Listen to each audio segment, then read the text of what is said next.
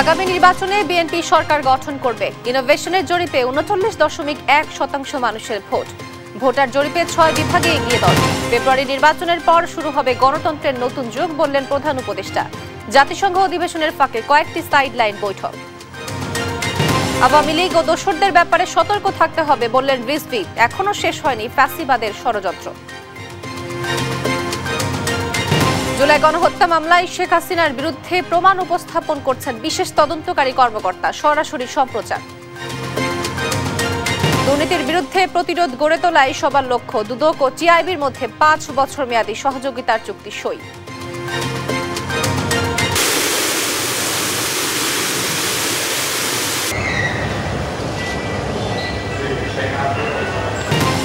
Philippine তাইওয়ানে তাণ্ডব চালিয়ে চীনের মূল ভূখণ্ডে আঘাত হেনেছে সুপার টাইফুন রাগাসা। ১৪ জনের মৃত্যু, নিখোঁজ শতাধিক।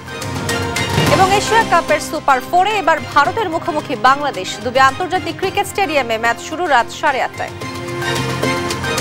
সংবাদ শিরোনাম। পুরো খবর জুড়ে আপনাদের সঙ্গে আছি আমি তোয়া আফরোজ। এবার বিস্তারিত।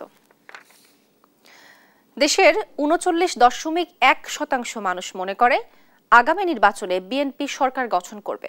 ২৮.১% মানুষ সমর্থন করে জামায়াত ইসলামীকে। আসন্ন ত্রয়োদশ সংসদ নির্বাচন নিয়ে বেসরকারি গবেষণা সংস্থা ইনোভেশনের ভোটার জরিপে উঠে আসে এমন তথ্য। ভোটের জরিপে দেশের ৬ বিভাগে এগিয়ে আছে বিএনপি। হাসান আল মাহমুদের রিপোর্ট। আসন্ন ত্রয়োদশ জাতীয় সংসদ নির্বাচন সামনে রেখে চলতি বছর আগস্ট ও সেপ্টেম্বরে দেশের ৬৪ জেলায় ১০,০০০ ভোটারের উপর জরিপ চালায় বেসরকারি গবেষণা সংস্থা ইনোভেশন। বুধবার আগারগাঁওয়ে জাতীয় আর্কাইভ মিলনায়তনে সংবাদ সম্মেলনে জরিপের ফলাফল তুলে ধরে সংস্থাটি। জরিপে উঠে আসে ৩৯.১% মানুষ মনে করে আগামী নির্বাচনে সরকার গঠন করবে বিএনপি। ২৮.১% মানুষ সমর্থন দিয়েছে জামাতকে। গেল ৬ মাসে সবচেয়ে বেশি ৪.৮% সমর্থন বেড়েছে আওয়ামী লীগের। বিপরীতে বিএনপির সমর্থন কমেছে ০.৪%, আর জামাতের কমেছে ১.৩%। ভোটারদের মধ্যে ৪১.৩% মানুষ ভোট দেবে বিএনপিকে, আর জামাতকে দিবে ৩০.৩%। এনসিপিকে দেবে বলে জানিয়েছে ৪.১%, আর আওয়ামী লীগকে দেবে ১৮.৫% মানুষ। ত্রয়োদশ জাতীয় নির্বাচনে ভোট প্রদানে দলীয় প্রতীককে বিবেচনায় নেবে ১৪.৭% ভোটার, আর প্রার্থীর যোগ্যতাকে বিবেচনায় নেবে ৬৫.৫% ভোটার। নির্বাচনে আওয়ামী লীগের অংশগ্রহণ চায় ৪৫.৭৯% ভোটার, আর অংশগ্রহণ চায় না ৪৫.৫৯% ভোটার। বিভাগ বিশ্লেষণে দেখা যায় ৮ বিভাগের মধ্যে রংপুরে এগিয়ে আছে জামাত, আর বরিশালে এগিয়ে আওয়ামী লীগ, আর ঢাকা, চট্টগ্রাম, রাজশাহী, সিলেট, ময়মনসিংহ ও খুলনা বিভাগে এগিয়ে আছে বিএনপি। জরিপে দেখা যায় সিদ্ধান্তহীনতায় বেশি ভুগছেন তরুণ ও নারী ভোটাররা। হাসান আল মাহমুদ, দেশ টিভি, ঢাকা। স্বল্পোন্নত দেশ এলডিসি থেকে উত্তরণে বিশ্ব বাণিজ্য সংস্থা ডব্লিউটিও সমর্থন চেয়েছেন প্রধান উপদেষ্টা ডক্টর মোহাম্মদ ইউনূস। জাতিসংঘ সাধারণ পরিষদ অধিবেশনে যোগ দিয়ে ডব্লিউটিওর মহাপরিচালকের সঙ্গে সাইড লাইনে বৈঠকে তিনি এ সহায়তা চান। ফেব্রুয়ারির প্রথমার্ধে নির্বাচনের মধ্য দিয়ে দেশে গণতন্ত্রের নতুন যুগ শুরু হবে। যুক্তরাষ্ট্র সফরের মধ্য দিয়ে বিশ্ববাসীকে তথ্য জানানো হবে বলে জানিয়েছেন প্রধান উপদেষ্টার প্রেস সচিব শফিকুল আলম। বিস্তারিত সাইফুর রিবনের প্রতিবেদনে। যুক্তরাষ্ট্রে জাতিসংঘ সদর দপ্তরে ৮০তম সাধারণ অধিবেশনের প্রথম দিনে উদ্বোধনী পর্বে যোগ দেওয়ার পাশাপাশি সাইডলাইনে বিভিন্ন দেশ ও আন্তর্জাতিক সংস্থার শীর্ষ ব্যক্তিদের সঙ্গে বৈঠক করেন প্রধান উপদেষ্টা ডক্টর মোহাম্মদ ইউনূস। বিশ্ব বাণিজ্য সংস্থা ডব্লিউটিওর মহাপরিচালক ডক্টর এনগোজি অকোনজো-ইওয়েলার সঙ্গে বৈঠক করেন ডক্টর মোহাম্মদ ইউনূস। বাংলাদেশের এলডিসি উত্তরণে সংস্থাটির সার্বিক সহযোগিতা কামনা করেন তিনি। নিউ ইয়র্কের একটি হোটেলে প্যারিসের মেয়র আনে হিদালগোর সঙ্গে সাক্ষাৎ করেন প্রধান উপদেষ্টা। ডক্টর ইউনূসের নেতৃত্বের প্রতি আস্থা প্রকাশ করেন প্যারিসের মেয়র। সাক্ষাতে রোহিঙ্গা সংকটে মানবিক সহায়তা বৃদ্ধির উপর গুরুত্ব আরোপ করেন প্রধান উপদেষ্টা ডক্টর মোহাম্মদ ইউনূস। আগামী ফেব্রুয়ারির প্রথমার্ধে দেশের ভিত্তি তৈরির জাতীয় নির্বাচন হতে যাচ্ছে বলে জানান প্রধান উপদেষ্টা। এছাড়াও প্রধান উপদেষ্টা সাইডলাইন বৈঠক করেন নেদারল্যান্ডের রানী ম্যাক্সিমার সাথে। এ সময় দুই দেশের পারস্পরিক স্বার্থ সংশ্লিষ্ট বিষয় নিয়ে আলাপ করেন তারা। এদিন ওয়ার্ল্ড ব্যাংকের প্রেসিডেন্ট অজয় বাঙ্গার সাথে সাক্ষাৎ করে বাংলাদেশের অর্থনৈতিক অগ্রগতিতে সংস্থাটির প্রয়োজনীয় সহযোগিতা চান প্রধান উপদেষ্টা। প্রধান উপদেষ্টার ব্যস্ততম এসব কর্মসূচি নিয়ে এদিন ব্রিফ করেন প্রেস সচিব শফিকুল আলম। গত 14টা মাস কত চ্যালেঞ্জিং ছিল এবং সেই বিষয়ে এই চ্যালেঞ্জগুলো উত্তরণের জন্য এই গভর্নমেন্ট কি কি কাজ করেছে, ইলেকশনের প্রিপারেশনটা আমাদের কিরকম, প্লাস হচ্ছে গ্লোবাল যে জিওপলিটিক্যাল যে অনেকগুলো ইস্যু সেগুলো নিয়ে কথা বলবেন। রোহিঙ্গার ইস্যু থাকতে পারে, অনেকগুলো যেগুলো আমরা আমাদের গভর্নমেন্টে যে কাজ, তারপরে ট্রায়ালের বিষয়ে আসবে, রিফর্ম, ট্রায়াল এবং ইলেকশন তো আমাদের তিনটা প্রধান কাজের অন্যতম তিনটা প্রধান কাজ, সেগুলো বিষয়ে আসবে। বলেন বিশেষভাবে তাৎপর্যপূর্ণ প্রধান উপদেষ্টার এবারের যুক্তরাষ্ট্র সফর। মূল মেসেজ হচ্ছে যে আমরা ফেব্রুয়ারিতে 15 ফেব্রুয়ারির মধ্যে ফেব্রুয়ারির প্রথমার্ধে ইলেকশন করতে যাচ্ছি এবং এটা একটা ফ্রি, ফেয়ার, পিসফুল, ক্রেডিবল এবং খুবই উৎসব মুখর একটা ইলেকশন হবে এবং সেটার বিষয়ে পুরো বিশ্ববাসীকে জানানো। বুধবারের কর্মসূচিতে ফিনল্যান্ড, ইতালি, কসোভো, পাকিস্তান সহ বেশ কয়েকটি দেশের রাষ্ট্র ও সরকার প্রধানের সঙ্গে দ্বিপক্ষীয় বৈঠক করবেন প্রধান উপদেষ্টা ডক্টর মোহাম্মদ ইউনূস। মূল মেসেজ হচ্ছে সাইফুল রিপন, দেশ টিভি, ঢাকা।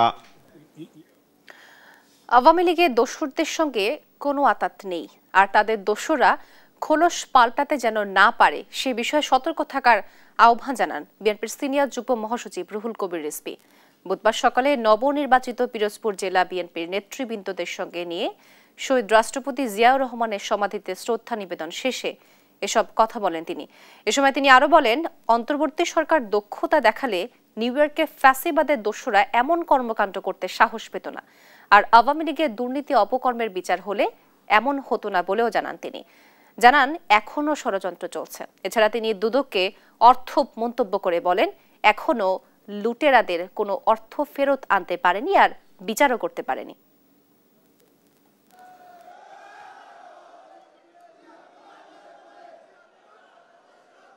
তিনি সারা দেশকে সুসংগঠিত করেছেন জাতীয়তাবাদের পতাকা তলে এবং এই রক্তপিপাসু শেখ হাসিনাকে পরাজিত করতে, পতন করতে তিনি যে পটভূমি রচনা করে তরুণদেরকে উদ্বুদ্ধ করে রাজপথে নামিয়েছেন, এইটা ইতিহাসের পাতায় উজ্জ্বল হয়ে থাকবে। ষড়যন্ত্র চক্রান্ত, বহু ধরনের নীল নকশা, বহু মাস্টার প্ল্যান এখনো শেষ হয়নি। জুলাই আগস্টের গণঅভ্যুত্থানের সময় ছাত্র জনতার আন্দোলন দমনে লেথাল ওয়েপন ব্যবহার এবং হেলিকপ্টার থেকে গুলি ও বোম্বিং এর নির্দেশ দিয়েছিলেন তখনকার প্রধানমন্ত্রী শেখ হাসিনা।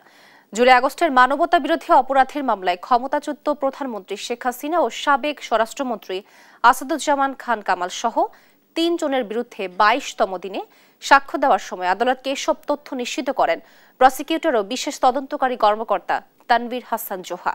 এই মামলায় গ্রেফতার থাকা একমাত্র আসামি সাবেক আইজিপি চৌধুরী আব্দুল্লাহ আল মামুনের উপস্থিতিতে আন্তর্জাতিক অপরাধ ট্রাইব্যুনাল 1-এ 53তম সাক্ষী হিসাবে তিনি সাক্ষ্য দেন। জোহা তার সাক্ষ্যে জুলাই আন্দোলন চলাকালে শেখ হাসিনার সঙ্গে তখন ঢাকা দক্ষিণ সিটি কর্পোরেশনের মেয়র শেখ ফজলে নূর তাপস, ঢাকা বিশ্ববিদ্যালয়ের ভিসি SM মাকসুদ কামাল ও জাসদ সভাপতি হাসানুল হক ইনুর কথোপকথন আদালতে উপস্থাপন করেন। এসব কথোপকথনে শেখ হাসিনা আন্দোলনকারীদের সরাসরি লেথাল ওয়েপন দিয়ে হত্যা করার নির্দেশ দিতে শোনা যায়।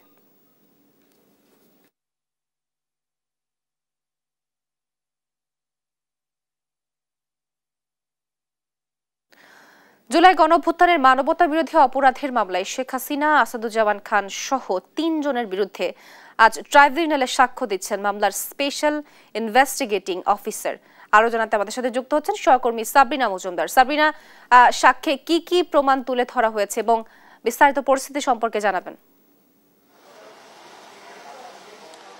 তোয়া আজ আন্তর্জাতিক অপরাধ ট্রাইব্যুনালে গেল বছরের যে জুলাই আগস্ট হত্যাযজ্ঞ, সেখানে শেখ হাসিনার বিরুদ্ধে শেখ হাসিনা, আসাদুজ্জামান খান কামাল, সাবেক আইজিপি চৌধুরী আব্দুল্লাহের বিরুদ্ধে যে সাক্ষ্য গ্রহণ চলছিল, আজকে 53তম সাক্ষ্য হিসেবে সাক্ষী দিচ্ছেন এই আন্তর্জাতিক অপরাধ ট্রাইব্যুনাল তদন্ত সংস্থার আন্তর্জাতিক অপরাধ ট্রাইব্যুনালের যে প্রসিকিউটর, যিনি হচ্ছেন বিভিন্ন ফরেন্সিক ডিপার্টমেন্ট, ফরেন্সিক যে বিভিন্ন আলামত বা বিভিন্ন ধরনের যে বিশেষ তদন্তকারী কর্মকর্তা, তিনি হচ্ছেন আজকে সাক্ষ্য দিচ্ছেন। এবং সাক্ষ্যে দেখে কিন্তু তিনি আজকে মূলত 3টি ফোনালাপ আসলে তিনি বলেছেন যে 69টি ফোনালাপ আসলে তিনি হচ্ছে দেখে ফরেন্সিকে দিয়ে আসলে প্রমাণ করতে পেরেছেন যে এখানে শেখ হাসিনাই আসলে সেই ফোনালাপগুলোতে ছিলেন এবং সেখানে শেখ হাসিনার সাথে আসলে বিভিন্ন আওয়ামী লীগ নেতাকর্মীদের সাথে আসলে ফোনালাপ হয়েছে এবং সেখানে 3টি ফোনালাপ মূলত তুলে ধরা হয়েছে। সেখানে হচ্ছে প্রথম ফোনালাপে যে শেখ ফজলে নূর তাপস, সেখানে হচ্ছে শেখ হাসিনা বলেছিলেন যে পোড়াইতে বলছি কি পোড়াইছি কি, এটির মাধ্যমে আসলে তিনি জানিয়েছেন যে যখন সেতু ভবন যখন পড়ে গেছিল, মেট্রো রেল এবং বিভিন্ন বিটিভিতে যখন আগুন দেওয়া হয়েছিল, ঠিক তার পরবর্তী সময় আসলে এই ফোনালাপটি হয় সে ফজলুল তাপসের সাথে। তখন আসলে এই ফোনালাপটি বলে আসলে প্রসিকিউশন দাবি করেছেন যে শেখ হাসিনা আসলে নিজে থেকেই আসলে বিভিন্ন আওয়ামী লীগ নেতাকর্মী, বিভিন্ন তাদের লীগের বিভিন্ন নেতাকর্মীদের মাধ্যমে আসলে বিভিন্ন জায়গায় আগুন দিয়ে তিনি আসলে দায় চাপাতে চেয়েছেন আসলে যারা ছাত্র জনতার উপর। এবং এটির মাধ্যমে প্রসিকিউশন বলেছে যে এই যে জুলাই আগস্ট হত্যাযজ্ঞ, সেখানে কিন্তু শেখ হাসিনা আসলে বিভিন্নভাবে আন্দোলন দমন করার জন্য বিভিন্ন ধরনের ফোনালাপ করেছেন এবং সেখানে আরও যেগুলো ফোনালাপ তুলে ধরেছেন সেখানে হচ্ছে ফজলুল তাপস করেছে হাসানুল হক ইনু, সেখানেও হচ্ছে তিনি বলেছেন যে আসলে হেলিকপ্টার থেকে আসলে বোমা ব্যবহার করার জন্য এবং হেলিকপ্টার থেকে গুলি করার নির্দেশ দিয়েছে, মারণাস্ত্র ব্যবহারের নির্দেশ দিয়েছে। সেই ফোনালাপগুলো এখনো আসলে আমরা যদি দেখতে পাই যে এখন আমরা দেখছি যে আসলে ট্রাইব্যুনালে সরাসরি সম্প্রচার হচ্ছে, সেখানে কিন্তু অডিও রেকর্ডগুলো আসলে তুলে ধরা হচ্ছে। এবং একটি যদি বিষয় জানিয়ে দিতে চাই যে এখানে কিন্তু বিশেষ তদন্তকারী কর্মকর্তা তানভীর হাসান জোহা তিনি কিন্তু বলেছেন যে এখানে আসলে তিনি শুধু এই অডিও ক্লিপগুলো নয়, বিভিন্ন ধরনের অডিও ভিডিও ক্লিপ যেগুলো আসলে এই গেল বছরের জুলাই আগস্ট আসলে সংঘটিত হওয়ার যে আলামত, সেগুলো আসলে তিনি সংগ্রহ করে রেখেছিলেন এবং তিনি আস্তে আস্তে সেগুলোই আজকে আসলে ট্রাইব্যুনালে পেশ করবেন। এবং পেশ করার পর আসলে সাক্ষ্য যখন শেষ হবে তখন কিন্তু আসলে ট্রাইব্যুনাল নিযুক্ত শেখ হাসিনার যিনি আইনজীবী তিনি আসলে তাকে জেরা করবেন এবং পরবর্তীতে তার আসলে সাক্ষ্যগ্রহণ শেষ হবে। তো এখনো আসলে তার সাক্ষ্যগ্রহণ শেষ হয়নি। সাক্ষ্যগ্রহণ শেষ হলে আসলে কি তথ্য উঠে আসে সেটি আসলে আমি আপনার মাধ্যমে দর্শকদের জানতে পারবো। তো এখন পর্যন্ত এই ছিল সর্বশেষ খবর তো আন্তর্জাতিক অপরাধ ট্রাইব্যুনাল থেকে। সাবরিনা, আপনাকে ধন্যবাদ। দর্শক, আন্তর্জাতিক ট্রাইব্যুনাল থেকে আমাদের সাথে যুক্ত ছিলেন সহকর্মী সাবরিনা মজুমদার। জুলাই আন্দোলনে শাহবাগে জুট ব্যবসায়ী মনির হত্যা মামলায় সাবেক খাদ্যমন্ত্রী অ্যাডভোকেট কামরুল ইসলামের 5 দিনের রিমান্ড মঞ্জুর করেছেন আদালত। একই মামলায় ঢাকার 7 আসনের সাবেক এমপি সুলেমান সেলিমকে গ্রেফতার দেখানো হয়েছে। বুধবার ঢাকার মেট্রোপলিটন ম্যাজিস্ট্রেট সাদিকুর রহমান শুনানি শেষে এই আদেশ দেন। এদিন কামরুল ইসলামকে আদালতে হাজির করে মামলা তদন্তকারী কর্মকর্তা 10 দিনের রিমান্ড ও সুলেমান সেলিমকে গ্রেফতার দেখানোর আবেদন করেন। পরে শুনানি শেষে আদালত কামরুল ইসলামকে 5 দিনের রিমান্ডের আদেশ দেন এবং সুলেমান সেলিমকে গ্রেফতার দেখানোর আদেশ দেন। গত বছরের 18 নভেম্বর রাতে রাজধানীর উত্তরা থেকে কামরুল ইসলাম ও 13 নভেম্বর রাতে রাজধানীর গুলশানের একটি বাসা থেকে সুলেমান সেলিমকে গ্রেফতার করা হয়। নিহত মনিরের স্ত্রী গত 14 মার্চ শাহবাগ থানায় হত্যা মামলা করেন।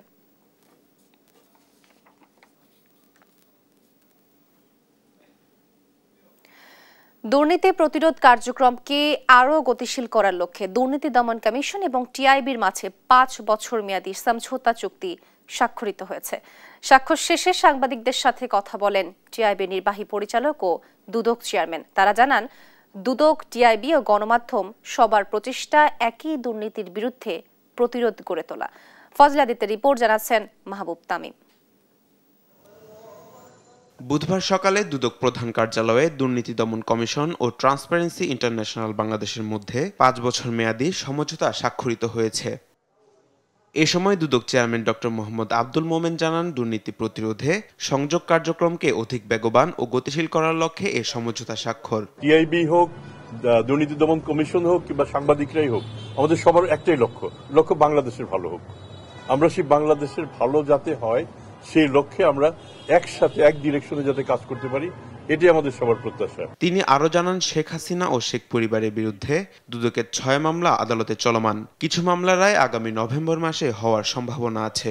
সাবেক প্রধানমন্ত্রী এবং তার পরিবারবর্গ নিয়ে যে মামলা, সেই মামলার আমাদের 6টা মামলা চলমান অবস্থায় আছে এবং আমরা আশা করছি সাক্ষ্য গ্রহণ শেষে অক্টোবর শেষ দিকে কিংবা নভেম্বরের প্রথম দিকে আদালত যেটাই বিবেচনার যোগ্য মনে করেন সেরকম রায় এসে যাবে বলে আমাদের প্রত্যাশা। এ সময় টিআইবি নির্বাহী পরিচালক ডক্টর ইফতেখারুজ্জামান বলেন, দুদককে আমরা ওয়াচডগ হিসেবে সহযোগিতা করছি। যুগ পরিবর্তনের সঙ্গে সঙ্গে দুর্নীতির ধরনও পাল্টাচ্ছে, সেই অনুযায়ী কাজ করতে হবে।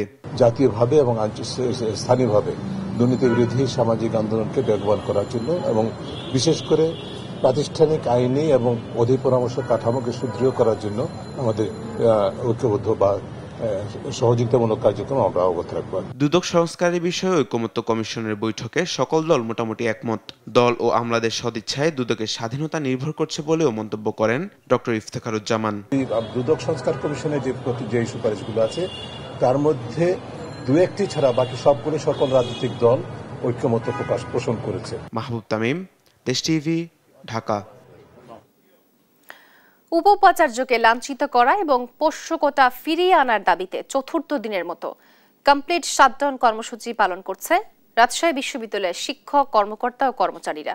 গত মঙ্গলবার 2 দফা আলোচনা সভা হলেও বিশ্ববিদ্যালয়ে অচলাবস্থা নিরসনে কোনো সমাধানে আসা সম্ভব হয়নি। আন্দোলনকারী শিক্ষক, কর্মকর্তা এবং কর্মচারীরা জানান, উপ-উপাচার্যকে লাঞ্ছিত করার সাথে জড়িতদের শাস্তি এবং পোষ্যকোটা পুনর্বহলের সিদ্ধান্ত স্থগিতের প্রতিবাদে কর্মসূচি অব্যাহত থাকবে।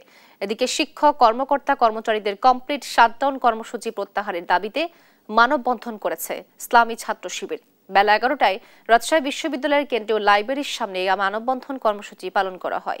এতে রাকসুতে অংশ নেওয়া বিভিন্ন প্রার্থীরা অংশ নেন। নির্বাচন নিয়ে আবারও ষড়যন্ত্র করা হয় তাহলে অবশ্যই রাজশাহী বিশ্ববিদ্যালয়ের শিক্ষার্থীরা কিন্তু বসে থাকবে না। রাজশাহী বিশ্ববিদ্যালয়ের শিক্ষার্থীরা সেই 16 জুলাইয়ের মতো, সেই 4-5 আগস্টের মতো আবারও অগ্নিস্ফুলিঙ্গের ন্যায় জ্বলে উঠবে এবং যারাই এই ষড়যন্ত্রের অংশ হিসেবে আপনার ভূমিকা রাখবে তাদের পদত্যাগের আন্দোলনের দাবিতে, এই বিশ্ববিদ্যালয় প্রশাসন, এই নির্বাচন কমিশনের পদত্যাগের দাবিতে আন্দোলনে যেতে বাধ্য হবে ছাত্র সমাজ। রাজশাহী বিশ্ববিদ্যালয়ের এই মুহূর্তের পরিস্থিতি জানাতে সরাসরি যুক্ত হচ্ছেন আমাদের সহকর্মী কাজী শাহেদ। শাহেদ, কমপ্লিট শাটডাউন এবং অন্য সব কর্মসূচি নিয়ে বিস্তারিত জানাবেন। ধন্যবাদ তোয়া। কিছুক্ষণ আগে আমরা যেটা জানতে পেরেছি সেটি হলো যে শিক্ষকরা এখন পর্যন্ত তাদের আন্দোলনে আছেন, তবে কর্মকর্তা কর্মচারীরা তাদের আন্দোলন যে শাটডাউন কর্মসূচি সেটি প্রত্যাহার করেছেন। তারা 7 দিনের আলটিমেটাম দিয়ে কর্মসূচি প্রত্যাহার করে নিয়েছেন। তারা যেটি বলছেন যে 7 দিনের মধ্যে তাদের যে দাবি, উপ-উপাচার্যকে লাঞ্ছিত করার প্রতিবাদে তারা যে কর্মসূচি দিয়েছিলেন এবং উপ-উপাচার্যকে লাঞ্ছিতের ঘটনায় যারা জড়িত তাদের শাস্তিমূলক ব্যবস্থা না নেওয়া হলে পারে তারা আবারও কমপ্লিট শাটডাউন কর্মসূচিতে যাবেন। আপাতত তারা 7 দিনের আলটিমেটাম দিয়ে তারা সেই কর্মসূচি থেকে সরে এসেছেন। তবে শিক্ষকরা তাদের যে কর্মসূচি সেটি অব্যাহত রেখেছেন এবং তারা এখন পর্যন্ত তাদের যে কর্মসূচি, তারা যেটি বলছেন যে জাতীয়তাবাদী শিক্ষক ফোরাম, তারা সেই কর্মসূচিতে আছেন। তারা গতকাল রাতেও কয়েক দফা বৈঠক করেছেন, কিন্তু কোনো সমঝোতায় না আসায় কর্মসূচিটি আপাতত প্রত্যাহার হচ্ছে না, এমনটি জানানো হয়েছে। তবে সকালে আমরা দেখেছি যে একদিকে কর্মচারীরা সমাবেশ করেছেন, অবস্থান নিয়েছেন, অন্যদিকে আমরা দেখেছি যে শিক্ষকরাও অবস্থান নিয়েছেন, ছাত্র শিবিরও মানববন্ধন করেছে। আমরা একটু আপনার কাছ থেকে জানতে চাই, কর্মকর্তা কর্মচারীরা তাদের কর্মসূচি প্রত্যাহার করেছেন আলটিমেটাম দিয়ে 7 দিনের, শিক্ষকরা কেন কর্মসূচিতে আছে এখনো? ধন্যবাদ। আসলে কর্মকর্তা কর্মচারীরা প্রত্যাহার করেন নাই, ওনারা এই প্রোগ্রামটা স্থগিত করেছেন। হয়তো প্রশাসনের কাছে সেরকম আশ্বাসের দাবিতে আমরা যতটুকু ওই কাগজে দেখেছি, আসলে এরকম কোনো কথাবার্তা আমাদের শিক্ষক সমাজের সাথে প্রশাসনের হয়েছে বলে আমাদের জানা নাই। তো যার ফলে যে 20 তারিখের যে ঘটনাটা ঘটেছে তার ধারাবাহিকতায় যে আমরা যে বিচারের দাবিতে আমাদের যে কর্মবিরতি চলমান রয়েছিল সেটা কিন্তু এখনও চলমান রয়েছে এবং আমাদের যিনি এই যে টোটাল যে এই কর্ম পরিকল্পনার যিনি মূল আহ্বায়ক professor doctor Abdul Alim sir, উনি কিন্তু সুস্পষ্টভাবে এটা বলে গেলেন যে আমরা সাধারণ শিক্ষকরা আমরা আমাদের কর্মবিরতি অব্যাহত রাখবো এবং এটা আগামীতেও চলমান রয়েছে। ধন্যবাদ আপনাকে।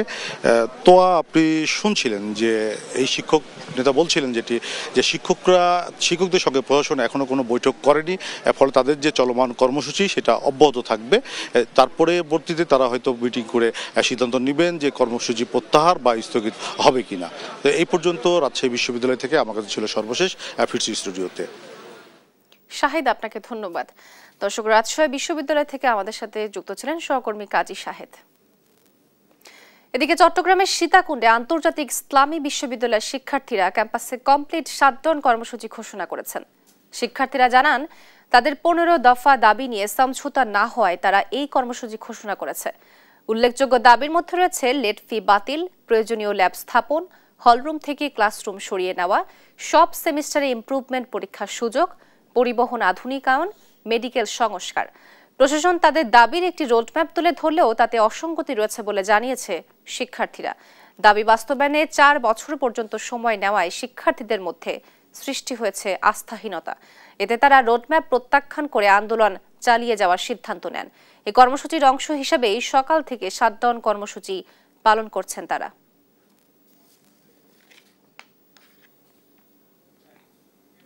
দেখছেন সংবাদ দুপুর। 3 কোটেড ইনসুলেশন আগুন প্রতিরোধী, তাই ড্রিম হাউস স্কুল প্রজেক্ট হোক বা লাইফ প্রজেক্ট, সব রাখে সর্বাধিক নিরাপত্তায় সব সময়। বিজলি কেবলস, নিরাপদ আজীবন।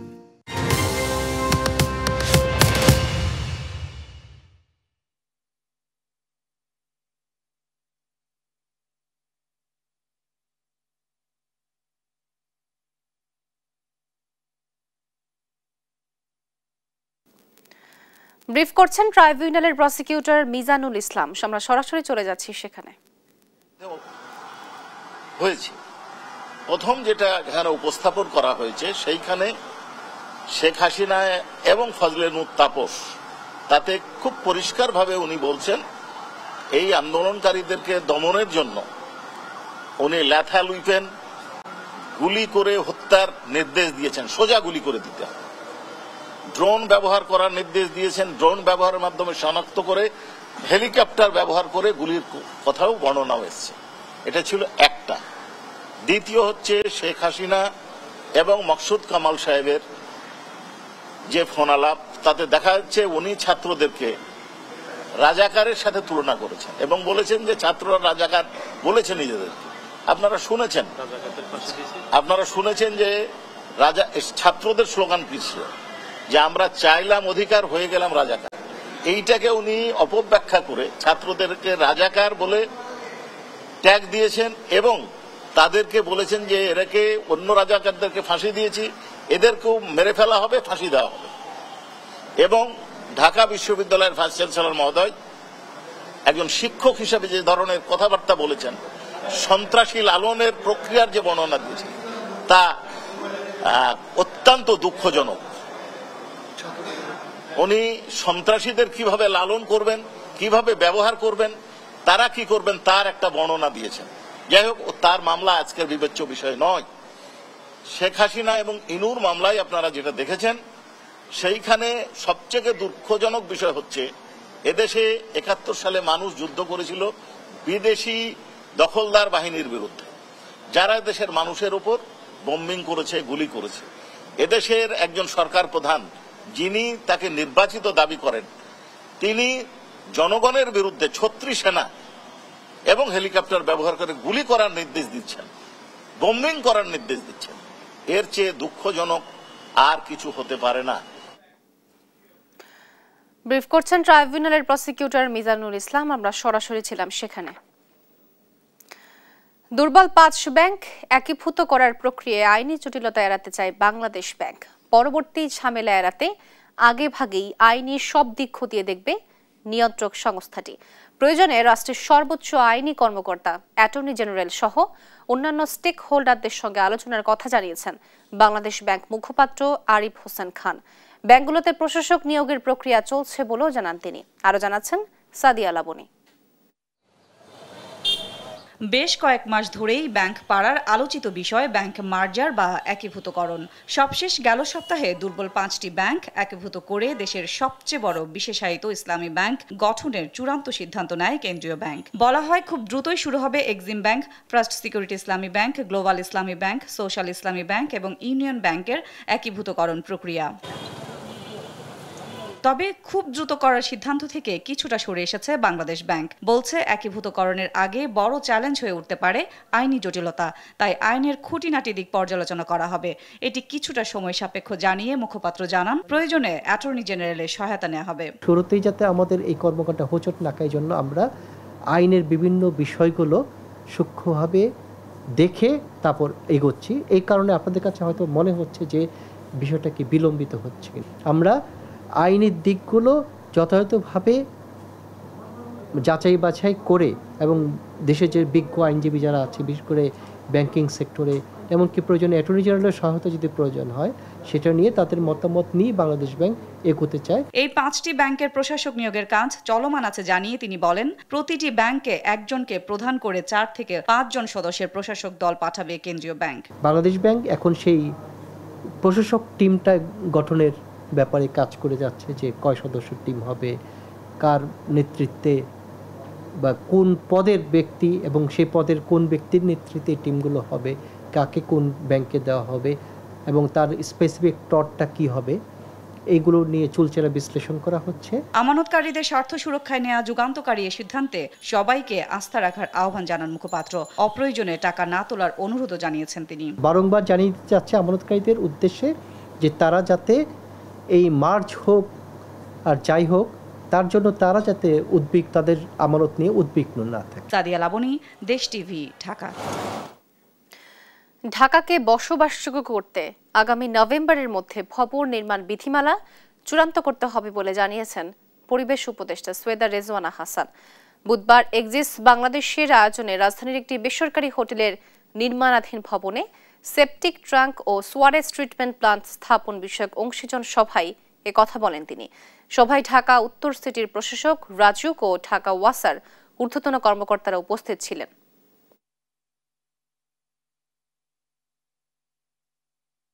আমি সেই 10 বছর যাবৎ শুনে যাচ্ছি বিল্ডিং কোড ফাইনালাইজ হচ্ছে, এই আগামী মাসেই হচ্ছে। এই আগামী মাসটা যেন নভেম্বর 2025 হয় বা সর্বোচ্চ অক্টোবর 2025 হয় বা সর্বোচ্চ নভেম্বর 2025 হয়। এটা যদি রিহাব না মানে মানবে না, যদি অন্য কোন সেক্টর না মানে মানবে না। আপনারা রেগুলেটর হিসেবে যা করার আপনারা তা করবেন, স্টেক হোল্ডারদের মতামত নেবেন, কিন্তু তার জন্য যে আপনারা ব্যবসায়ীরা কি বলবে সেটার দিকে তাকিয়ে থাকবেন, এইটা কিন্তু হবে না। নাসা গ্রুপের সম্পত্তি শতবার বিক্রি করলেও তাদের ব্যাংক ঋণ শোধ হবে না বলে মন্তব্য করেছেন শ্রম সচিব সানোয়ার জাহান ভুইয়া। বুধবার সকালে রাজধানীর গুলশানে 2 দিনের জাস্ট ট্রানজিশন সম্মেলনে কথা বলেন তিনি। Bangladesh institute of labour studies ও বাংলাদেশ লেবার ফাউন্ডেশন আয়োজিত সম্মেলনে অংশ নেন নেদারল্যান্ডের রাষ্ট্রদূত, আন্তর্জাতিক শ্রম সংস্থার কান্ট্রি ডিরেক্টর সহ বিভিন্ন সংস্থার প্রতিনিধিরা। এতে শ্রম খাতের সামনে জলবায়ু পরিবর্তন ও প্রযুক্তিগত রূপান্তরের চ্যালেঞ্জ নিয়ে আলোচনা করেন বক্তারা। তিনি যত টাকা ঋণ নিয়েছেন তার চেয়ে 10 গুণ কম, 20 গুণ কম, 100 গুণ কম কোলাটেরাল তিনি ব্যাংকের কাছে রেখেছেন। ওনার সমস্ত সম্পত্তিও যদি বিক্রি করে দেওয়া হয়, 100 বার যদি বিক্রি করে দেওয়া হয়, সেই লোন পরিশোধ হবে না। তো এই ধরনের দুর্বৃত্তপনার মধ্য দিয়ে যারা এই আপনার কি বলবো উন্নয়নের বয়ান তৈরি করেছিলেন, তারা এক ধরনের ইমব্যালেন্স তৈরি করেছেন আমাদের জন্য। নারায়ণগঞ্জের রূপগঞ্জে আগুনে পুড়ে গেছে গ্লোব এডিবল অয়েল লিমিটেড নামের একটি বেভারেজ কারখানা। বুধবার বেলা 11:30টার দিকে উপজেলার গঙ্গানগর এলাকার কারখানাটিতে আগুন লাগে। ফায়ার সার্ভিসের 4টি ইউনিট 1 ঘন্টার চেষ্টায় আগুন নিয়ন্ত্রণে আনে। আগুনে কারখানার মেশিনারিজ ও বিভিন্ন মালামাল পুড়ে যায়। ফায়ার সার্ভিসের উপসহকারী পরিচালক ওসমান গনি জানান, তদন্ত শেষে আগুনের কারণ ও ক্ষয়ক্ষতির পরিমাণ জানানো হবে।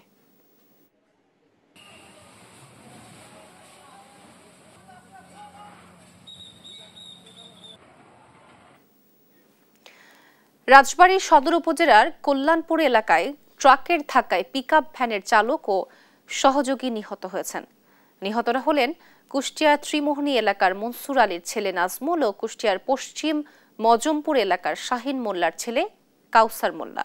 পুলিশ জানায়, মঙ্গলবার রাত 2টার দিকে রাজবাড়ী সদর উপজেলার কল্যাণপুর এলাকায় দাঁড়িয়ে থাকা পিকআপ ভ্যানকে পেছন থেকে ধাক্কা দেয় ট্রাক। এতে পিকআপ ভ্যানটি দুমড়ে মুচড়ে পাশের খাদে পড়ে যায়। নিহত হয় পিকআপের চালক ও সহযোগী।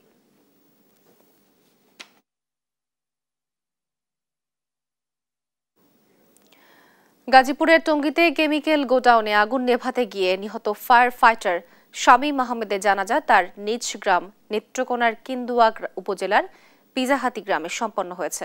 বুধবার সকাল 10:30টায় পিজাহাতি সরকারি প্রাথমিক বিদ্যালয় মাঠে তার জানাজা সম্পন্ন হয়। জানাজায় ফায়ার ফাইটার শামীমের পরিবার, ফায়ার সার্ভিসের কর্মকর্তা, উপজেলার প্রশাসন, পুলিশ প্রশাসন, রাজনৈতিক দলের নেতাকর্মী সহ এলাকাবাসী অংশ নেয়।